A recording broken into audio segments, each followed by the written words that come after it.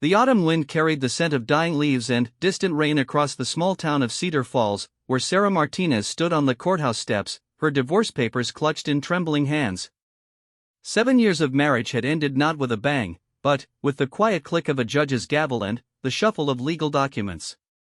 At 32, she felt ancient, worn down by years of emotional neglect that had left her questioning everything she thought she knew about love and worth.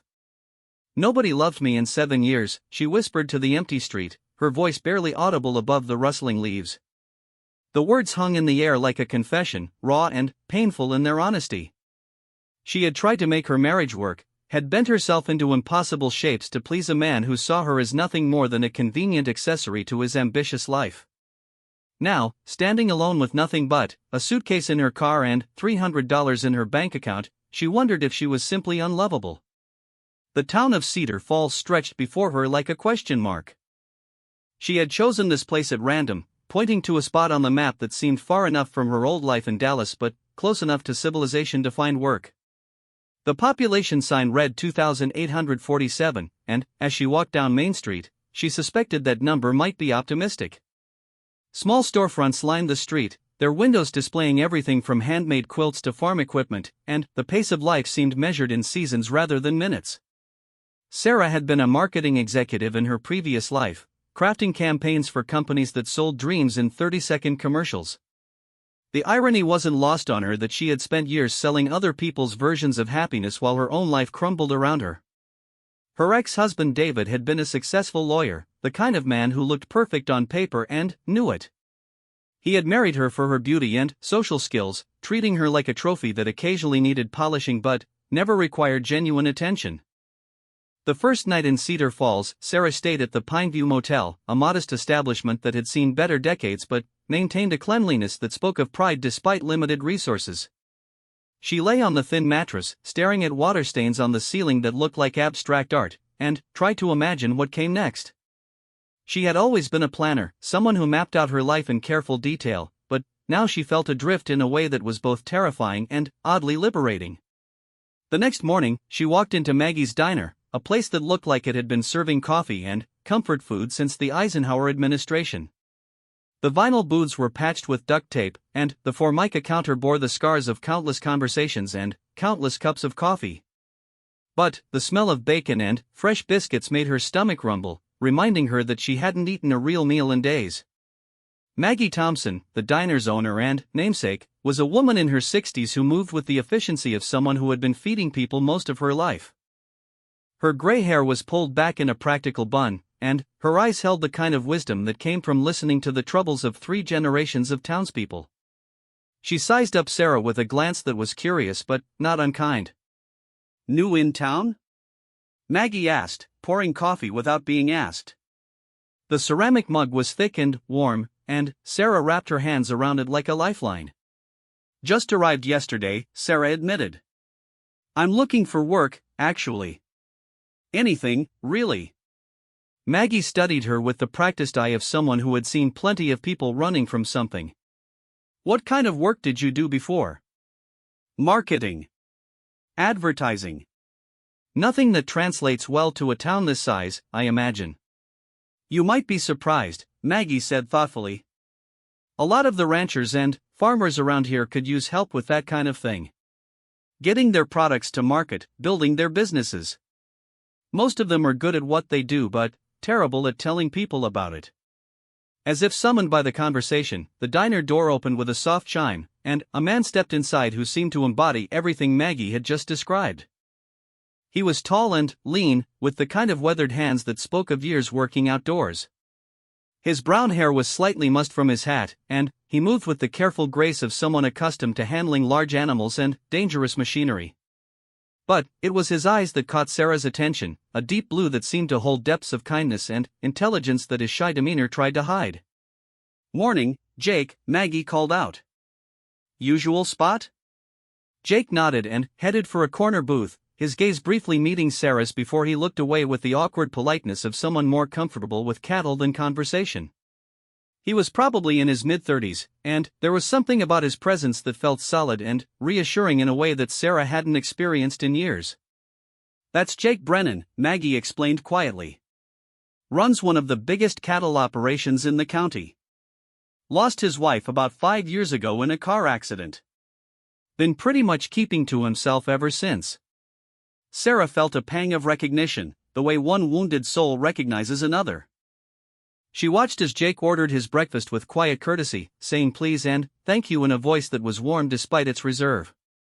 When Maggie brought his coffee, he asked about her grandson's baseball team with genuine interest, and Sarah could see the way the older woman's face brightened at his attention. He's a good man, Maggie continued, her voice carrying the weight of someone defending a friend. Works harder than 3 men, takes care of his aging parents, gives back to the community. Just needs someone to remind him that life's for the living. Sarah spent the morning walking around town, getting a feel for the place that might become her new home. The buildings were mostly brick and wood, built to last rather than impress, and the sidewalks were wide enough that people could stop and chat without blocking traffic. She passed a small library, a hardware store that looked like it had everything anyone could ever need, and a bank that still had a real human teller instead of just machines. At the edge of town, she found herself standing at a small cemetery, reading the headstones that told the story of Cedar Falls one life at a time. The Brennan family plot was there, she noticed, with a recent addition that made her heart clench with sympathy. Rebecca Brennan, beloved wife and daughter, had been only 29 when she died. The flowers on her grave were fresh, and Sarah could picture Jake's weathered hands carefully arranging them with the same attention he probably gave everything in his life. That afternoon, she returned to Maggie's and asked about the apartment she had noticed above the hardware store. The space was small but clean, with hardwood floors that creaked with character and windows that looked out over Main Street. The rent was less than she had paid for parking in Dallas, and when she explained her situation to Mr. Henderson at the hardware store, he was willing to let her pay first and last month's rent instead of requiring a deposit. Sometimes people need a fresh start, he said with the matter-of-fact kindness that seemed to be a Cedar Falls specialty. We've all been there. Sarah's first week in town passed in a blur of small discoveries and quiet observations. She learned that the library held a book club every Tuesday, that the grocery store was run by a family who had been there for 3 generations, and that Jake Brennan came into town every morning for coffee and breakfast, reading a farming journal while he ate with the focused attention of a man who was always trying to learn something new. She also learned that she was the subject of considerable curiosity, though the attention was gentle rather than intrusive. People nodded to her on the street, and shopkeepers made conversation without prying too deeply into her past. It was the kind of place where privacy was respected but help was offered without being asked for. On her second Saturday in town, Sarah was in the grocery store when she heard a commotion in the parking lot. Through the window, she could see Jake's truck, and, beside it, an elderly woman who appeared to be in distress. Without thinking, Sarah abandoned her shopping cart and hurried outside. The woman was Jake's mother, Mrs. Brennan, and she was clearly having some kind of medical episode. Her breathing was labored, and her skin had a grayish pallor that scared Sarah more than she wanted to admit. Jake was talking to her in soothing tones while fumbling for his phone with shaking hands. "I'll call 911, Sarah said, pulling out her own phone with steady fingers. As she spoke to the dispatcher, she watched Jake comfort his mother with a tenderness that revealed the depth of his character. He wasn't just a shy rancher, she realized, but a man who loved deeply and felt responsible for everyone in his care. The ambulance arrived quickly, and Mrs. Brennan was stabilized and taken to the regional hospital about 30 minutes away. Jake followed in his truck, but not before turning to Sarah with gratitude written clearly on his face. "Thank you," he said simply. "I don't know what I would have done if you hadn't been there." "Anyone would have helped," Sarah replied, but she could see in his eyes that he didn't believe that, and maybe he was right. In her experience, people were more likely to pull out their phones to record drama than to actually help when help was needed. That evening, Sarah found herself thinking about Jake's eyes when he looked at his mother, the way his hands had trembled not from fear but from love. She had forgotten that love could look like that, could be something that made a person more vulnerable rather than less, something that demanded courage rather than simply existing as a comfortable habit. Mrs. Brennan recovered from what turned out to be a mild heart episode brought on by medication interactions, but the incident seemed to break something open in the careful distance that Jake maintained between himself and the rest of the world. When Sarah encountered him at Maggie's diner the following Monday, he actually initiated conversation. "How are you settling in?" he asked, his voice carrying genuine interest rather than mere politeness.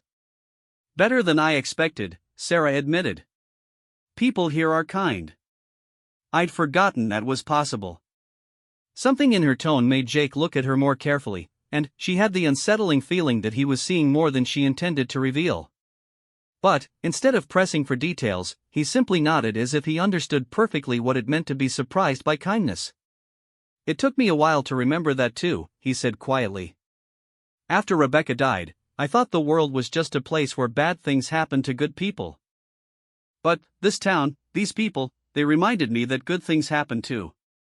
Sometimes when you least expect them." It was the most personal thing he had ever said to her, and Sarah felt something shift between them, a recognition that they were both people who had learned to be careful with their hearts but were tired of being careful all the time. Over the following weeks, their encounters became more frequent and less accidental. Jake would time his trips to town to coincide with Sarah's lunch break, and she would find excuses to walk past the feed store where she might catch a glimpse of his truck. They talked about safe things at first, the weather, the town, the small dramas of rural life, but gradually their conversations deepened.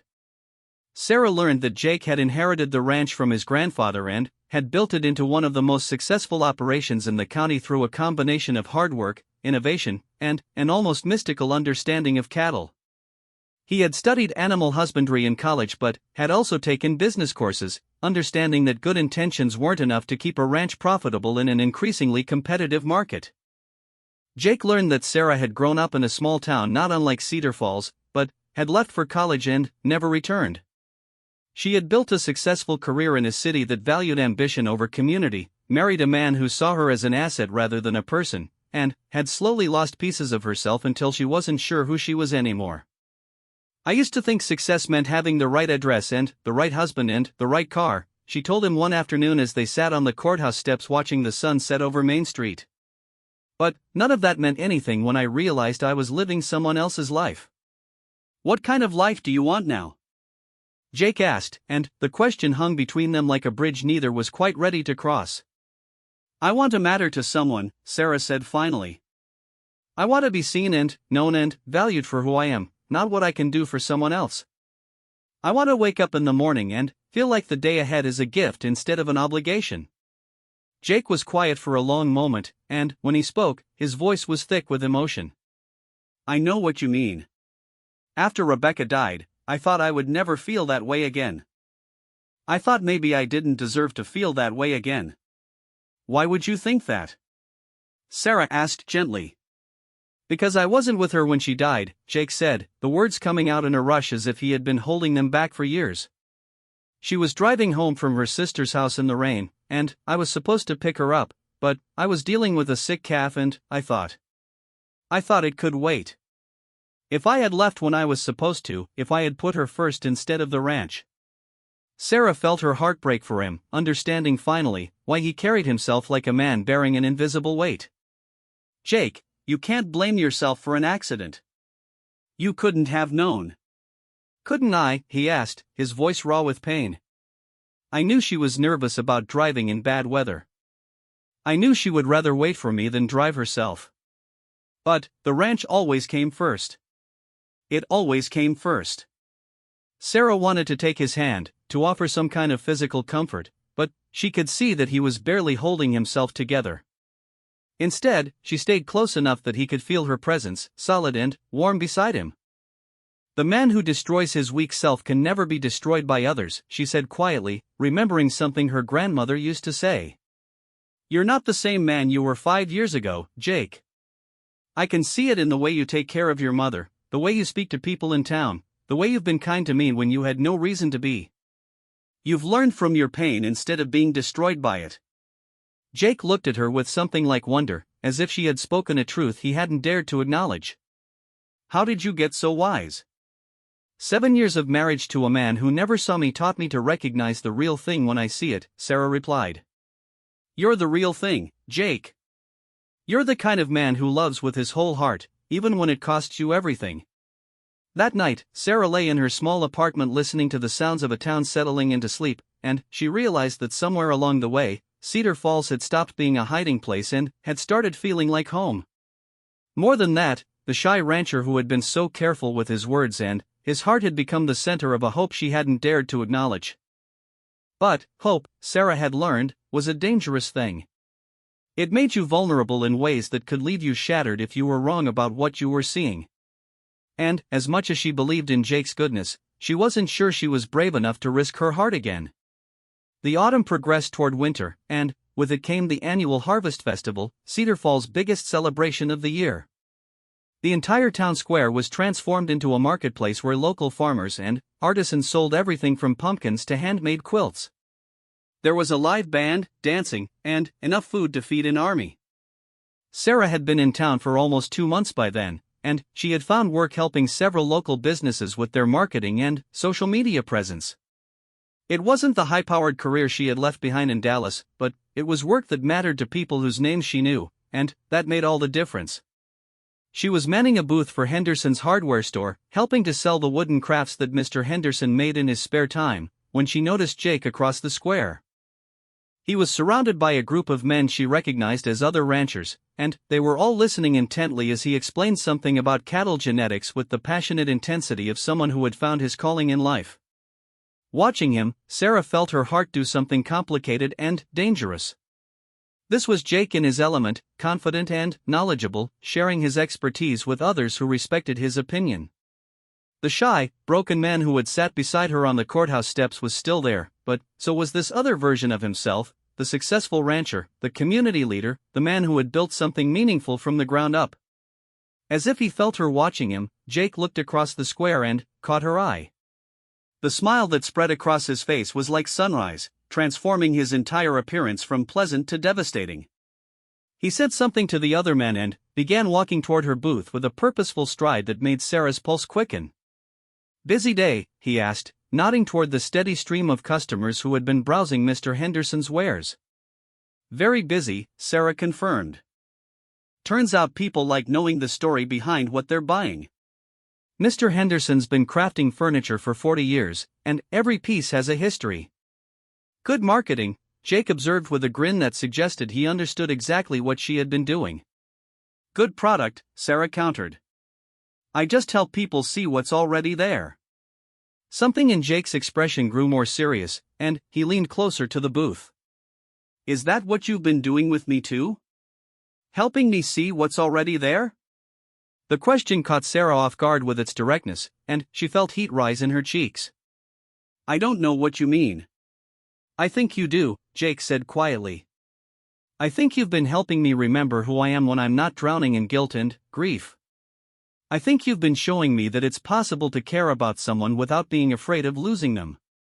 Before Sarah could respond, Mrs. Henderson appeared at her elbow with a question about pricing, and the moment was broken. But, as Jake walked away, he turned back once to catch her eye, and the look he gave her was full of promise and possibility. The festival continued around them, but Sarah felt as if she were moving through a dream. Every interaction seemed charged with significance, every glance from Jake across the crowded square made her heart race with anticipation. She was falling in love, she realized, with a mixture of terror and joy, and, for the first time in years, it felt like she was falling towards something good instead of away from something bad.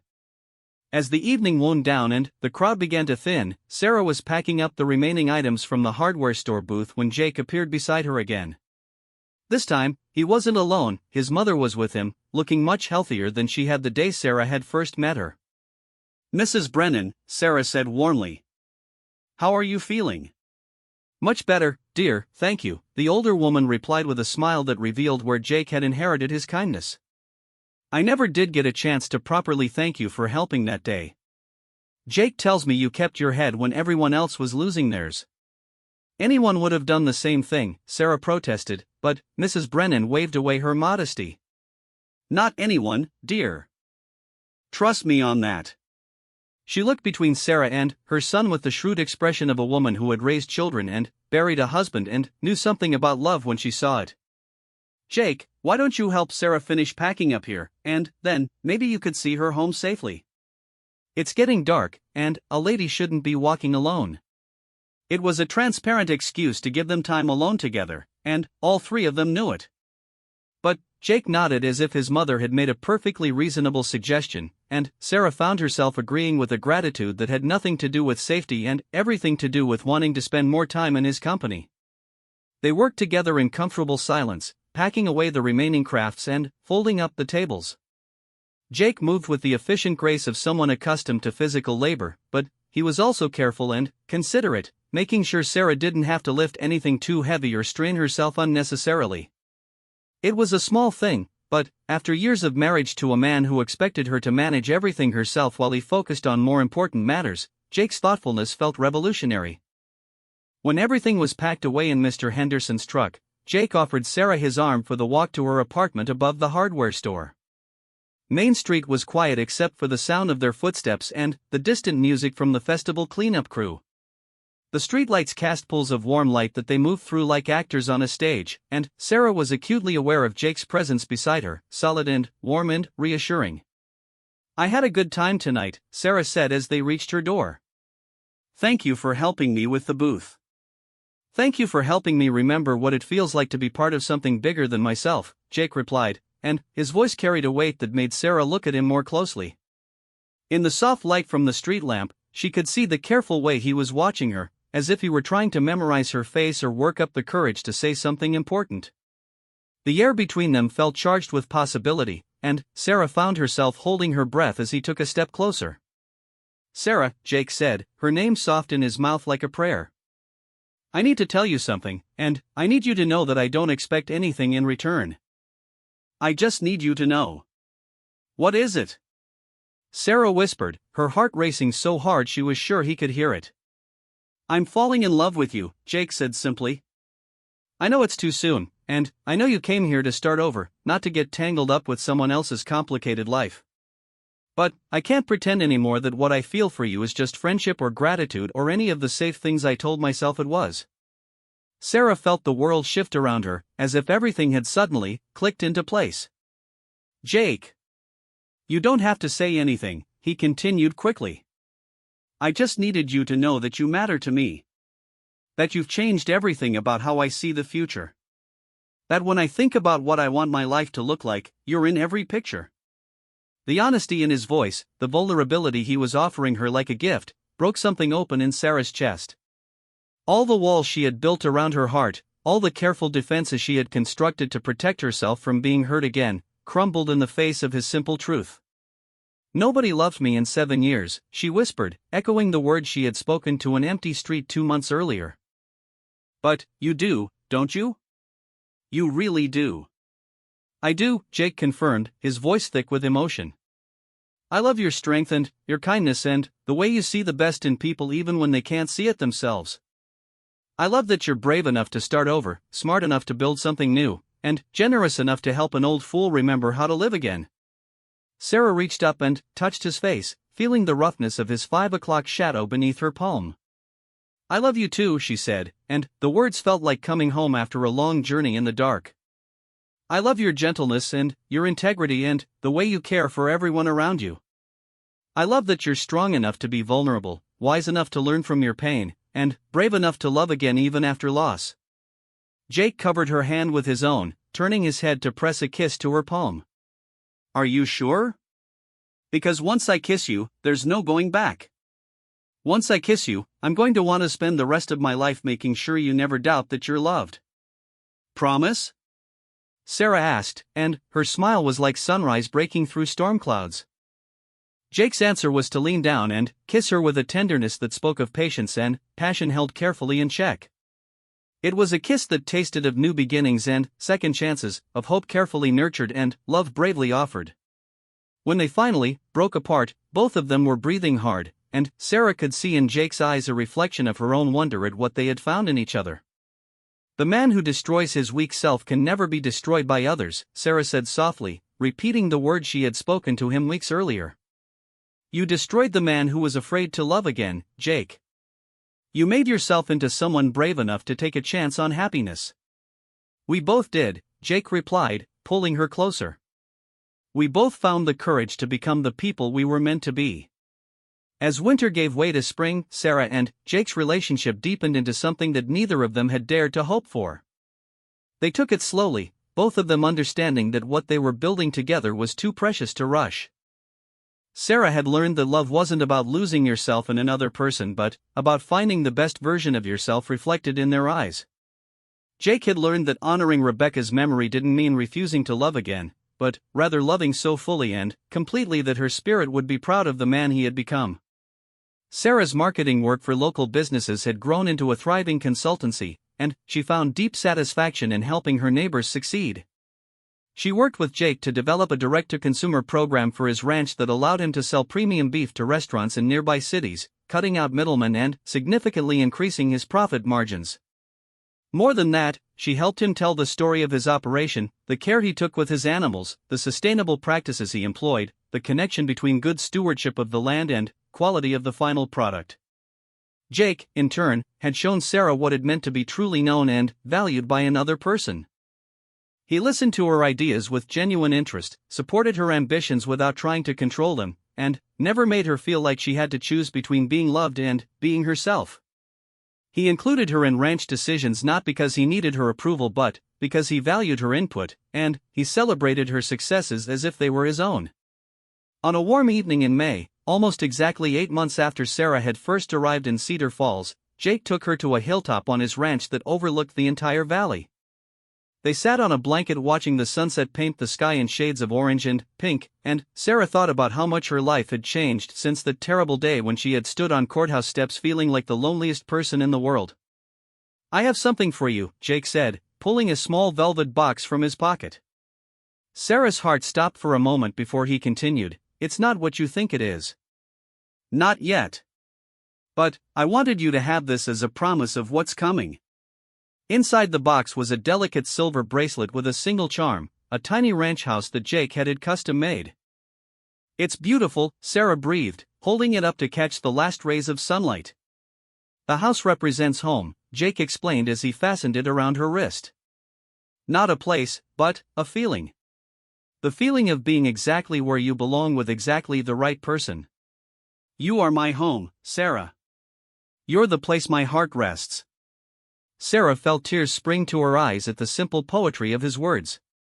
"You're mine too," she whispered.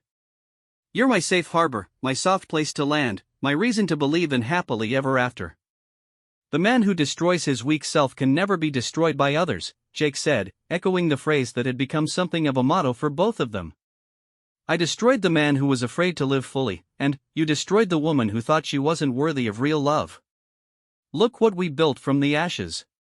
Sarah looked out over the valley spread below them, at the lights just beginning to twinkle in the windows of Cedar Falls, at the vast sky painted in impossible colors, and she felt a deep sense of completion. She had come to this place broken and lost, whispering her pain to empty streets, and she had found not just love but herself. "When I was married before, I used to think love was about finding someone who needed you," she said thoughtfully.